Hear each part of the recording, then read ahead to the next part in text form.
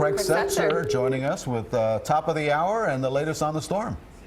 Yeah, guys, and just so you know, the cranes are supposed to spin like that because they're basically wind vanes, and you want kind of the lowest profile of the crane in the wind. You don't want it sideways if the wind's blowing, so they don't lock it down. They let it spin like it. It's a crazy look, though, to look at the cranes just moving back, and it's scary looking. But they're also balanced because so if they spin, they're not going to like spin themselves out of control. What they're worried about is that the mast that holds them, that may not be able to hold the load, and then the crane would fall over sideways. Right. So they are supposed to spin. I lived on South Beach for a while, and I was like, what is that? A very short while. Let's show you what is going on now with the radar. And the eye plainly in view, the core of the storm, the most concerning feature of the storm, also plainly in view. And now you can see the rain band starting to come on up. Here is the core of the storm, and this line right here, that is, I wish I could back it back out. You know what, I need another clicker, but we'll come back to that the next time. So here is the eye right there. The winds are very light in the eye, and then, thank you. That was perfect, Liz, thanks. So this line right here is 80 degrees west. There was a time when we were saying, let's hope it doesn't get to 80 degrees west, because the fear was that it would be here, and then this line, we didn't want to get to that line because it would be like this and come up like that and come right into us. But it is now past 80 degrees west. Yeah, I don't guess I need it now, but thank you. And so the fear was that it would come up 80 degrees west, but now it's past 80 degrees west. It would literally have to go due north, starting maybe in a couple of hours, for the core to hit South Florida.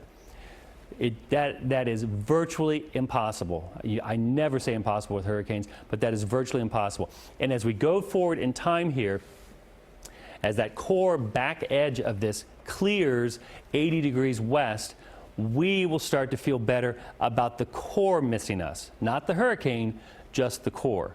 And then what determines how bad our weather is how close the core gets to us as it starts coming to the north. Some of the models, you may remember, showed a pretty abrupt turn to the north. Some showed a more gradual turn, but that's what we're going to be keeping an eye on for us as we go through the afternoon.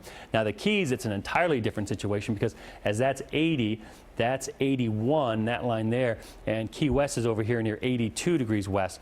So the Keys, at this point, we'd be hoping that it goes past 82 and gets to the south from Key West, but it's starting to make its slow northward progress here, and so it's fairly unlikely that it's going to be able to make it past and south of Key West and turn to the north.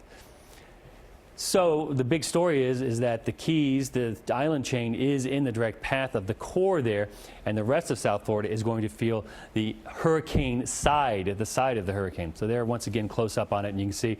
And when we talk about a storm's integrity, it's that the eye has kind of a distinct band around it of the core winds, and that's what we're seeing. It's a little disrupted because it's going over the land here, but we're seeing that the storm is still very much intact. All right, so there are the Keys. Right now the storm is about 141 miles southeast of Key West and 124 miles south of Marathon there. And as we go through time, we're going to see that distance close as the storm starts to make northward progress.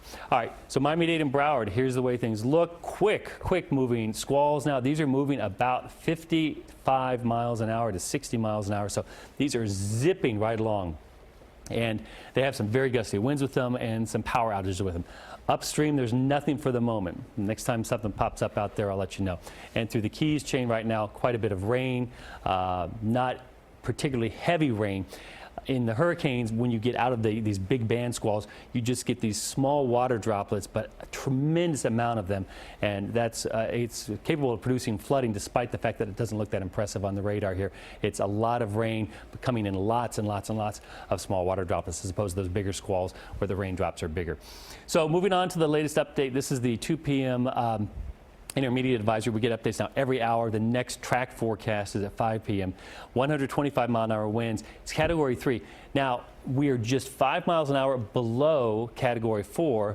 And so every expectation is that once the storm gets back over water, we're back up to category 4. And it may happen even before the storm gets completely back over water, because it's so close to the edge there. Category 3 right now, but expecting category 4. And we were talking about this number yesterday. It still hasn't changed. So the storm still moving on that west-northwest track.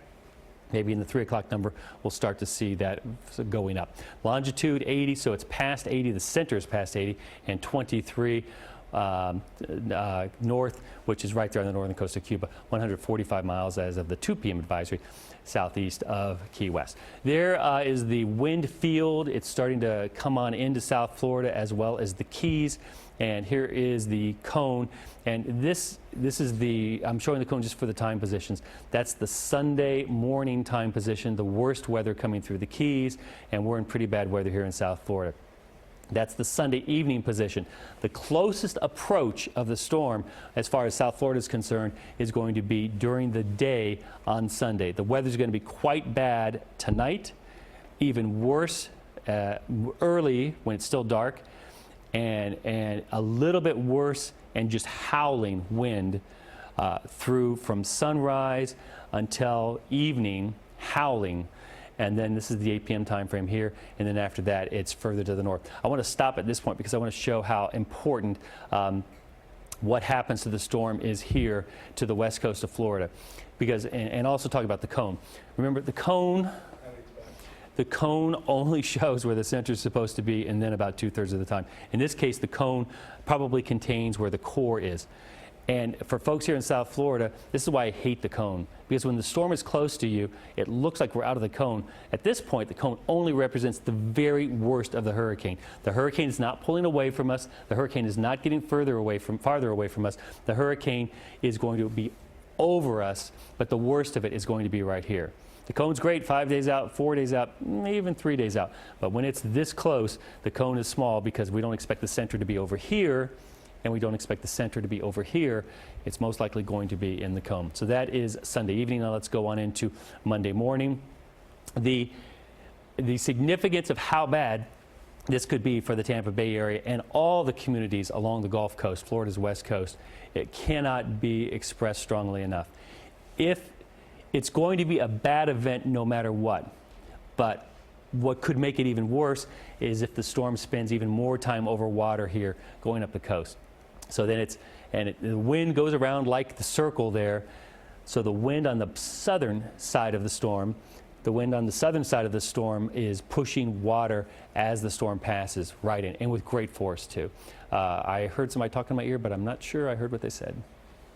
Okay. It wasn't us. It was not. We are not the voices in your head, Craig. Not today. We're going to head over actually to Hank Tester right now because we have some incredible